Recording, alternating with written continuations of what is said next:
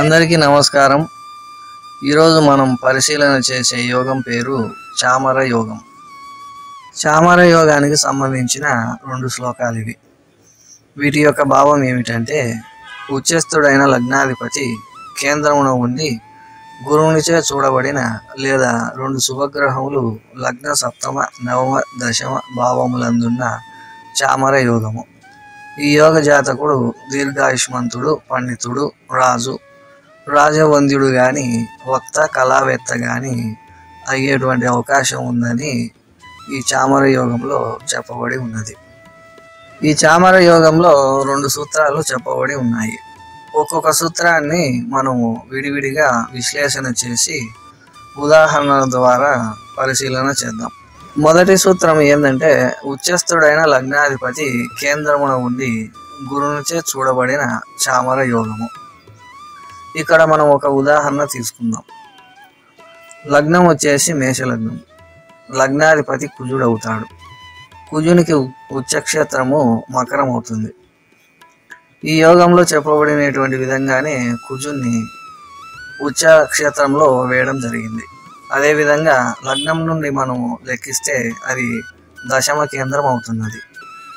కనుక లగ్నాధిపతి ఉచ్ఛస్థుడై కేంద్రంలో ఉన్నాడు. ఇక గురువునిచే చూడబడితే అని చెప్పబడి ఉన్నది. ఇక గురువుని కర్కాటకంలో వేసి గురువుని చేత కుజుని చూడబడే విధంగా వేయడం జరిగింది. ఇక ఫలితానికి వస్తే దీర్ఘాయుష్మంతుడు, పండితుడు, రాజవంద్యుడు కానీ వక్త కళావేత్త కానీ అయ్యే అవకాశం ఉందని చెప్పబడి ఉన్నది. ఏ గ్రహమైనా కానీ తాను ఏ భావాలతో సంబంధం కలిగి ఉంటుందో ఆ భావాలకు సంబంధించిన ఫలితాలనే ఇస్తుంది కానీ మిగిలిన భావాలకు సంబంధించిన ఫలితాలను ఇవ్వలేదు. ఈ విషయాన్ని మనం గుర్తుంచుకొని ఫలితాలను చెప్పవలసి ఉంటుంది. ఇక్కడ దీర్ఘాయుష్మంతుడు అంటే అష్టమ భావము, అష్టమాధిపతి యొక్క 2వ క్షేత్రం, ఇవి శుభంగా ఉండాలి. ఇక్కడ లగ్నానికి అష్టమానికి కుజుడే అధిపతి అవుతున్నాడు కాబట్టి లగ్నాన్ని ఒకదాన్ని శుభరిచినప్పటికీ అష్టమాన్ని కూడా శుభరిచినట్టుగానే లెక్క తీసుకోవాల్సి ఉంటుంది. ఇక ఈ గురువు అనేటువంటి వాడు లగ్నాధిపతి అయినటువంటి కుజున్ని, అదేవిధంగా అష్టమాధిపతి కూడా అవుతున్న కుజున్ని గురువు చూస్తున్నాడు. ఇక తన యొక్క 5వ దృష్టితో అష్టమ భావాన్ని కూడా శుభరుస్తున్నాడు. కనుక మంచి ఆయుష్నైతే ఇచ్చే అవకాశం ఉంటుంది. ఇక రాజవంద్యుడు అంటే రాజుతో సమానమైనటువంటి వాడు. ఈ విషయాన్ని మనం పరిశీలన చేస్తే కుజుడు అనేటువంటి వాడు రవిచంద్ర క్షేత్రాలను శుభ్రస్తూ రాజ్యస్థానాన్ని కూడా శుభ్రస్తున్నాడు కాబట్టి ఈ యోగం కూడా కలిగేటువంటి అవకాశం ఉంటుంది. ఇక్కడ కుజుడు కానీ గురువు కానీ ద్వితీయ భావాన్ని ఏమాత్రం శుభ్రస్తలేదు. కనుక మంచి వక్త అయ్యేటువంటి అవకాశం అయితే ఉండదు. ఇక కళావేత్త కావాలి అంటే రాజ్యభావం బాగుండి శుక్రక్షేత్రాలు బాగుండాలి. ఇక్కడ శుక్రుని యొక్క క్షేత్రాలతో కుజునికి కానీ గురువునికి కానీ ఏమాత్రం సంబంధం లేదు. కనుక వక్త కానీ కళావేత్త కానీ అయ్యేటువంటి అవకాశం అయితే ఇక్కడ లేదు. కాకపోతే ఆయుష్మంతుడు, పండితుడు, రాజవంద్యుడు అయ్యేటువంటి అవకాశం ఉంటుంది. ఈ చామర యోగంలో చెప్పబడినటువంటి 2వ సూత్రాన్ని ఇప్పుడు మనం పరిశీలన చేద్దాం. ఈ 2వ సూత్రం ఏం చెప్తుందంటే, 2 శుభగ్రహాలు అని చెప్పడం జరిగింది. ఇక్కడ 2 శుభగ్రహాలు అంటే నైసర్గిక శుభగ్రహాలుగా తీసుకోవాల్సి ఉంటుంది. 2 నైసర్గిక శుభగ్రహాలు అనేటువంటివి లగ్నంలో కానీ, సప్తమ స్థానంలో కానీ, నవమ స్థానంలో కానీ, దశమ స్థానంలో కానీ ఉంటే చామర యోగం అని చెప్పడం జరిగింది.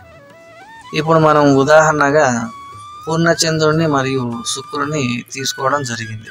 ఈ మేషలగ్నానికి 4వ కేంద్రాధిపతి అవుతాడు కాబట్టి ఈ చంద్రుడు అనేటువంటి వాడు పూర్ణచంద్రుడు అయినాడు కాబట్టి పాపే అవుతాడు కానీ యోగాన్ని అయితే కలిగించడు. ఇక శుక్రుని విషయానికి వస్తే ద్వితీయ సప్తమాధిపతి అవుతాడు కాబట్టి ఈ శుక్రుడు కూడా పాపే అవుతాడు కానీ శుభుడైతే కాడు. ఇక యోగంలో చెప్పబడినటువంటి విషయాలని పరిశీలన చేద్దాం. దీర్ఘాయుష్మంతుడు అని చెప్పబడి ఉన్నది. ఈ మేష లగ్నానికి లగ్నాధిపతి మరియు అష్టమాధిపతి ఒకడే అవుతున్నాడు కాబట్టి లగ్నం చెడిపోతే అష్టమం కూడా చెడిపోయినట్లుగానే తీసుకోవలసి ఉంటుంది. ఇక్కడ శుక్రుడు అనేటువంటి వాడు లగ్నాన్ని అశుభపరచడం వలన పాపత్వమే చెందుతుంది కానీ శుభత్వం అయితే చెందదు. కనుక ఆయుష్ని క్షీణింపు చేయనే కానీ ఆయుష్ని అయితే కలిగించడు. ఇక చంద్రుడు అనేటువంటి వాడు భాగ్యస్థానంలో ఉన్నాడు. భాగ్యస్థానంలో చంద్రుడు ఉంటే పితృసౌఖ్యం లేకుండా పోవడము, దైవభక్తి అనేటువంటిది లేకుండా పోవడము, ధనం లేకుండా పోవడము, ఇటువంటి అవయోగాలని కలిగిస్తాడు కానీ యోగాలను అయితే కలిగించడు. ఈ శుక్రుడు చంద్రుడు వీళ్ళిద్దరూ రవిచంద్ర క్షేత్రాలని ఏమాత్రం శుభపరచలేరు. ఎందుకంటే వీళ్ళు లగ్నానుసారం పాపులే అవుతారు కాబట్టి వీళ్ళు రాజయోగాన్ని, రాజు రాజవంద్యుడు అనేటువంటి యోగాన్ని అయితే కలిగించలేరు.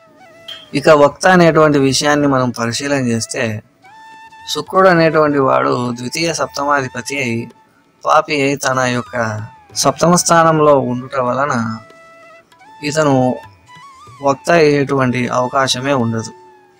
ఇతని యొక్క మాటలు ఇతరులకు ఇంపుగా ఉండవు కానీ కఠోరంగా ఉండడము జరుగుతూ ఉంటుంది. ఇతని మాటలు ఇతరులకు నచ్చే విధంగా అయితే ఉండవు. ఈ విధంగా చేస్తాడే కానీ యోగాన్ని అయితే కలిగించడు. ఇక కళావేత్త అనేటువంటి విషయానికి వస్తే శుక్రుడు స్వయంగా పాపి తన స్వక్షేత్రంలో ఉన్నాడు కాబట్టి ఇది కూడా జరిగేటువంటి అవకాశం ఉండదు. ఇక రాజు రాజవంద్యుడు అనేటువంటి విషయాన్ని పరిశీలన చేస్తే ఈ చంద్రుడు అనేటువంటి వాడు శుక్రుడు అనేటువంటి వాడు అవయోగాన్ని కలిగిస్తారు. కాకపోతే ఇక్కడ రవిచంద్ర క్షేత్రాలతో వీళ్ళకి సంబంధం లేదు. ఉండినప్పటికీ కూడా వాళ్ళైతే యోగాన్ని కలిగించరు కాబట్టి ఈ విషయం కూడా జరగదు అనేటువంటిదే చెప్పవలసి ఉంటుంది. మనం ఏ యోగాన్నైనా పరిశీలన చేసేటప్పుడు ఆ యోగంలో చెప్పబడినటువంటి ఫలితము అది ఏ భావాలకు సంబంధించిందో ఆ భావాల పైన లగ్నానుసారం శుభగ్రహాలు అనేటువంటివి ఉన్నాయా లేదా అనేటువంటి విషయాన్ని ముందుగా పరిశీలన చేసి తర్వాత ఫలితాలను చెప్పవలసి ఉంటుంది.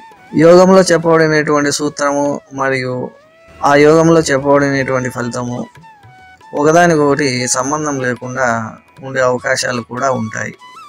దీన్ని కూడా మనము పరిశీలన చేసి ఆ యోగాన్ని చెప్పవలసి ఉంటుంది. ఏది ఏమైనప్పటికీ కూడా లగ్నానుసారం శుభగ్రహాలు మాత్రమే మనకు యోగాన్ని కలిగిస్తాయి కానీ మిగిలిన గ్రహాలు మనకు యోగాన్ని కలిగించవు అనేటువంటి విషయాన్ని మనం గుర్తుంచుకొని ఫలితాలను చెప్పవలసి ఉంటుంది.